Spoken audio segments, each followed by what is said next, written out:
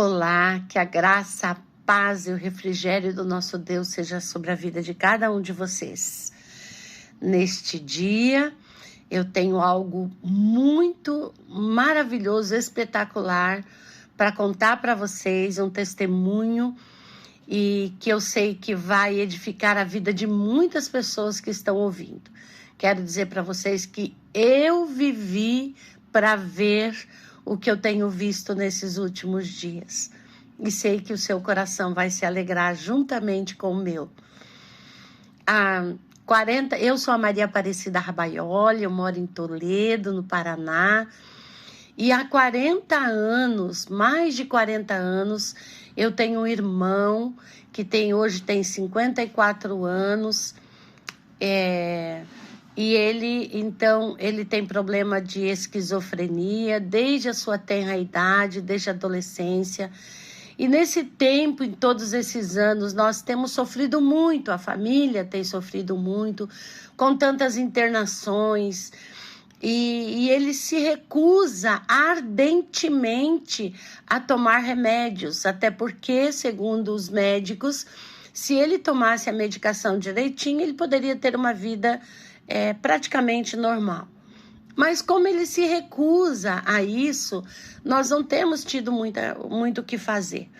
Então é muito sério, porque ele já tentou suicídio várias vezes, ele sai fora, assim, ele faz coisas terríveis, de queimar coisas, queimar as roupas, de atacar pessoas, atropelar pessoas na rua de carro. Então, são sofrimentos assim para a família, principalmente para minha mãe, que já tem 80 anos e que ele mora com ela.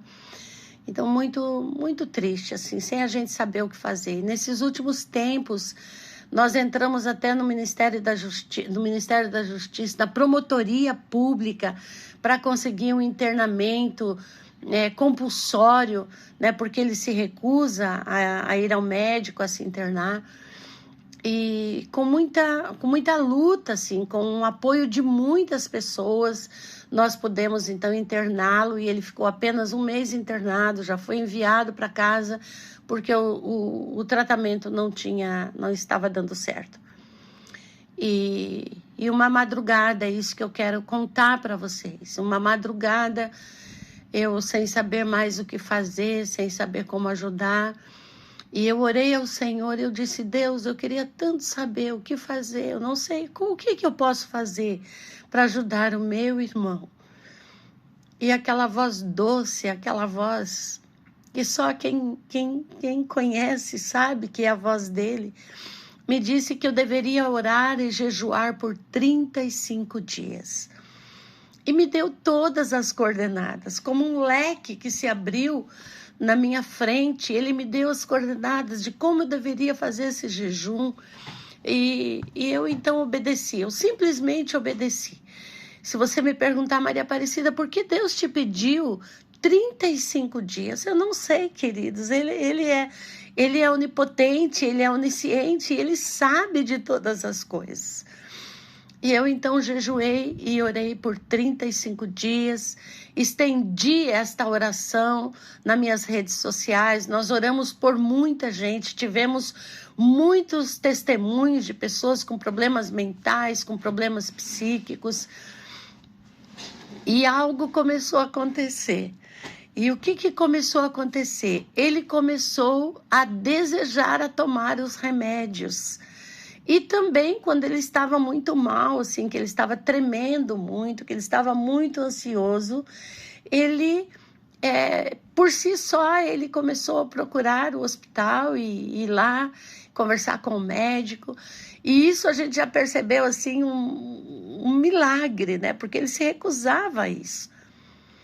Mas o mais tremendo, queridos, que eu queria contar, que eu quero contar para vocês, é que eu percebi, eu tenho ido lá na casa da minha mãe, que mora em outra cidade, em outro município de onde eu moro, e eu tenho ido para lá e ajudado nas pequenas coisas, assim, apenas para servir. E tenho cortado a unha dele, cortado a unha da minha mãe, que é velhinha, ajudado na limpeza da casa, na arrumação, fazer uma comida, outra comida, nas pequenas coisas. Porque me vem muito claro no meu coração aquele versículo que a igreja, a verdadeira religião é cuidar dos órfãos e das viúvas. E eu pus isso no meu coração e eu tenho procurado servi-los, levando coisas simples, uma fruta, uma verdura, uma coisinha que geralmente a gente não come. Então, eu tenho feito isso. Mas a minha alegria maior, queridos, foram duas coisas nesses últimos dias.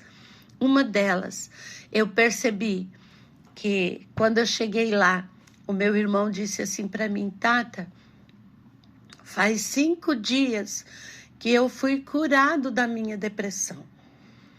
E os 5 dias que ele relatou foram exatamente os 5 dias que eu havia terminado o meu jejum.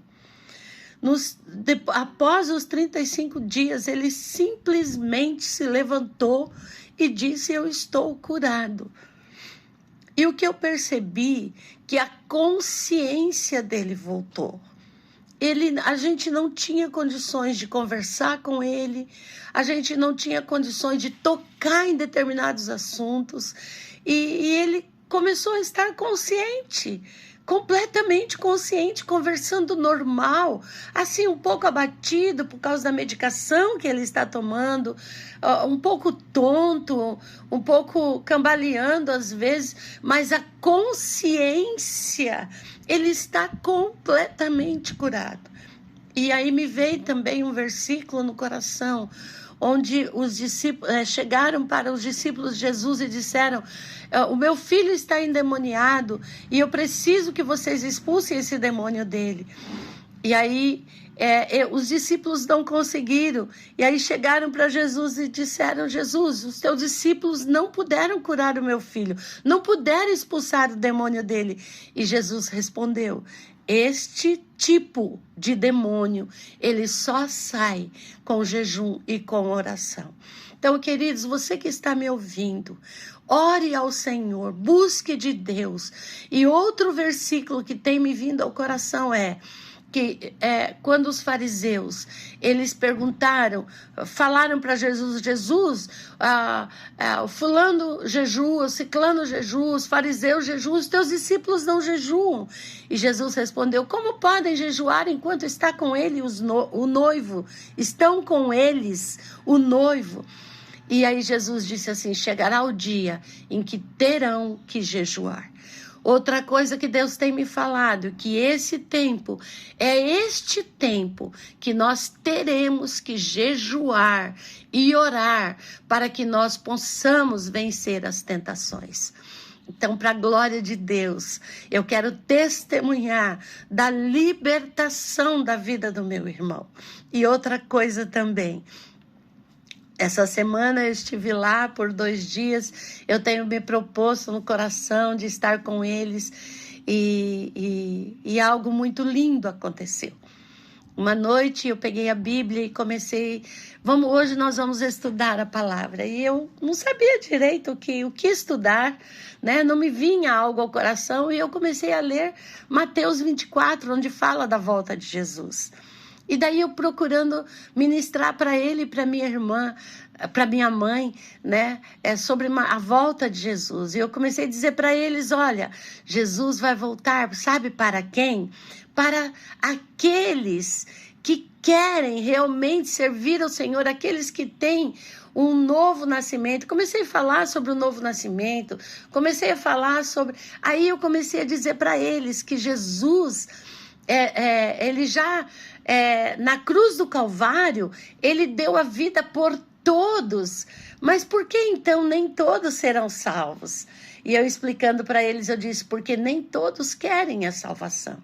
E aí eu dei um exemplo para ele, né? Eu falei, ele estava na minha frente, na mesa, e eu orientei ele e disse: não pegue. E aí eu dei uma Bíblia para ele e eu disse: olha, Edson, aqui está a salvação. E ele não pegou. E de novo eu disse, olha, aqui está a salvação. Eu quero dizer para você que está me ouvindo, olha, aqui está a salvação. E de repente eu orientei-o e disse, agora você pega. E eu então dei a Bíblia para ele e disse, aqui está a salvação. E para minha surpresa, eu vivi para ver que quando ele tomou aquela Bíblia nas mãos, ele levantou aquela Bíblia para o alto e ele começou a dizer, Deus, eu quero essa salvação. Deus, eu quero o Senhor, eu quero seguir o teu caminho, eu quero viver para ti, eu não quero mais viver desse jeito. E ele ali fez aquela oração que eu almejei ouvir uma vida inteira, entregando por si só a vida dele para o Senhor. E com aquela Bíblia na mão, ele chorou muito, ele agradeceu muito por tudo que Deus tem feito para ele. E aí chorava muito ele, chorava minha mãe, e eu não tinha como não chorar. E de repente eu disse para ele, quero contar uma história para você. Havia um mercado de escravos, e esse mercado já havia acabado todos os escravos, já tinha sido vendido todos os escravos, mas sobrou um que era muito feio, muito raquítico, muito pequenininho, sem força, desdentado, e ele não fora vendido. E de repente chegou um senhor e disse, quanto custa esse escravo? Ele disse, esse escravo não vale nada. Só para não dizer que eu te dei de graça, me dê 20 reais por ele. E aquele senhor então puxou $1 milhão e pagou aquele escravo. E aí disse, agora você me dê os documentos. E ele deu o documento, e aquele senhor pegou esse documento e deu na mão do escravo e disse para ele, aqui está a tua liberdade, aqui está a tua carta de alforria, eu te comprei, legalmente você é meu, mas eu estou te dando a liberdade para você ser meu ou fazer o que você quiser. E a partir daquele momento, aquele escravo com aquele documento na mão, olhando aquele senhor se afastando, e ele pensou, este senhor, ele pagou por mim um preço que eu não merecia.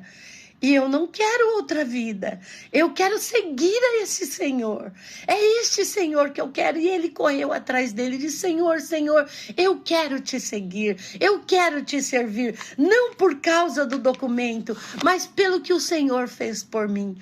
E ele compreendeu que Jesus, na cruz do Calvário, ele pagou um alto preço, o preço de sangue, para dar a mim e dar a você a salvação. Agora só depende de mim e depende de você em dizer, eu não quero ser livre, mas eu quero servir a este Senhor que pagou por mim, enquanto eu não merecia, um alto preço, um preço que eu não merecia. Então, ele compreendeu isso e ele começou a orar e dizer, Senhor, eu compreendo a cruz do Calvário, eu compreendo o preço que o Senhor pagou, eu compreendo que o Senhor me escolheu antes mesmo de eu te escolher. E foi lindo, queridos, eu quero dizer para vocês que foi uma das experiências mais lindas que eu já tive na minha vida, e por isso eu estou compartilhando com vocês. Gostaria de todo o meu coração que cada um de nós, cada um dos filhos do Deus vivo, que tem tido dificuldades, que tem tido na família, na igreja, onde você estiver na comunidade, ore ao Senhor, que o nosso Deus é o Deus que fala, é o Deus que dá direção, porque a palavra de Deus diz que Ele é o caminho, Ele é a verdade, Ele é a vida. Então não vamos deixar passar estes momentos de direção de Deus, para que a glória de Deus seja manifestada em toda a terra. Eu quero te abençoar em nome de Jesus e declarar o senhorio do Senhor sobre a tua vida. Em nome de Cristo é que eu oro. Amém. Louvado seja Deus, meu coração está muito alegre.